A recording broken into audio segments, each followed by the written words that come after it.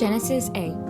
And God remembered Noah and every living thing and all the cattle that was with him in the ark. And God made a wind to pass over the earth, and the waters assuaged. The fountains also of the deep and the windows of heaven were stopped, and the rain from heaven were restrained, and the waters returned from off the earth continually.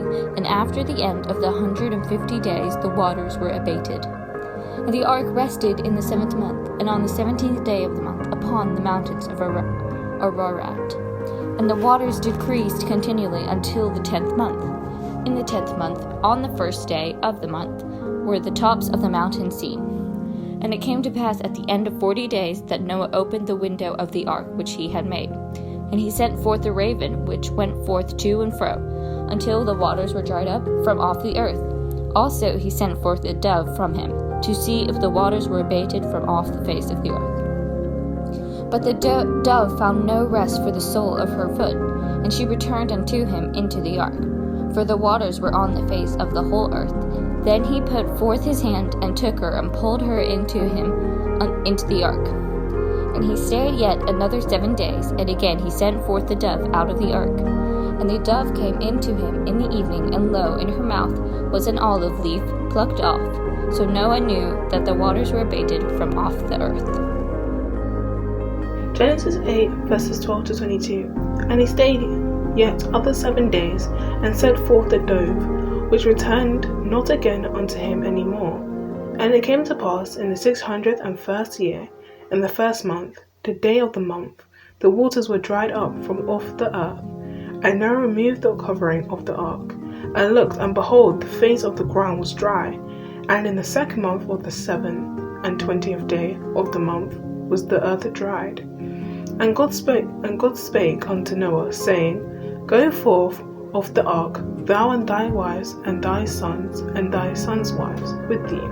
Bring forth with thee every living thing that is with thee, of all flesh, both of fowl and of cattle, and of every creeping thing that creepeth upon the earth, that they may breed abundantly in the earth, and be fruitful, and multiply upon the earth. And Noah went forth, and his sons, and his wives, and his sons' wives with him. Every beast, every creeping thing, and every fowl, and whatsoever creepeth upon the earth after their kinds, went forth out of the ark. And Noah builded an altar unto the Lord, and took of every clean beast, and of every clean fowl, and offered burnt offerings on the altar. And the Lord smelled a sweet savour, and the Lord said in his heart, I will not again curse the ground any more for man's sake, for the imagination of man's heart is evil from his youth. Neither will I again smite any more every living thing as I have done, while the earth remaineth, seedtime and harvest, and cold and heat, and summer and winter, and day and night shall not cease. The first thing that we need to realize about this passage is that in verse 1 it says, And God remembered Noah. This does not mean that he forgot Noah, it just means that he's thinking about him. Let me read that for you. And God remembered Noah and every living thing and all the cattle that was with him in the ark. God is thinking of us, and he was thinking about Noah right then. Next, we see that when God thought of Noah, he decided to stop the rain to give them rest. Look in verse 2. The fountains also of the deep and the windows of heaven were stopped, and the rain from heaven was restrained. It must have been a relief for Noah and his family when the rain stopped. God knows how we feel and will take away the troubles when they are too much for us. Let's look at 1 Corinthians 10:13. It says, There hath no temptation taken you, but such as is common to man. But God is faithful, who will not suffer you to be tempted above that ye are able, but will with the temptation also make a way to escape, that ye may be able to bear it. Just like how he did with Noah when he took away all that rain, God will not let us go through something that we cannot handle. He knows our strengths and our weaknesses, and he will help us through it. The next thing that we can see is that Noah waited for the timing of God to leave the ark. Let's look in verse 7. And he sent forth a raven, which went forth to and fro, until the waters were dried up from off the earth.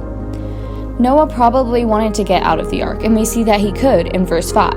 And the waters decreased continually until the 10th month. In the 10th month, on the first day of the month, were the tops of the mountains seen. So he saw the mountains, he saw that there was land, but he waited for a bird to come with a branch before he went out. We must be patient just like Noah. Let's look in Galatians 6:9. Let us not be weary in well-doing, for in due season we shall reap, if we faint not. The phrase due season means at the right time, or when God wants us to. The word reap means that we will get something like a blessing. Noah waited until God said or showed that it was the right time to leave the ark when the bird came back with an olive branch. We must be patient like Noah and wait for God's timing. God knows what is best for us, and He will help us. Let's look in verse 13 and 14. It says, "And it came to pass in the 601st year, in the first month, the first day of the month, the waters were dried up from off the earth, and Noah removed the covering of the ark, and looked, and behold, the face of the ground was dry." 14. "And in the second month of the 7th and 20th day of the month was the earth dried." In these verses, we see such destruction caused by the flood over a large amount of time. This shows us how strong and how powerful God is. We also see how serious sin is in God's eyes, by the flood wiping out almost everything except Noah, his family, and the animals. Let's look at verse 20. It says, "And Noah builded an altar unto the Lord, and took of every clean beast, and of every clean fowl, and offered burnt offerings on the altar." Noah showed such honor and thanks to God by building an altar and offered burnt offerings on the altar. Finally, let's look at verses 21 and 22. It says, "And the Lord smelt a sweet savour. And the Lord said in his heart, I will not again curse the ground any more for man's sake.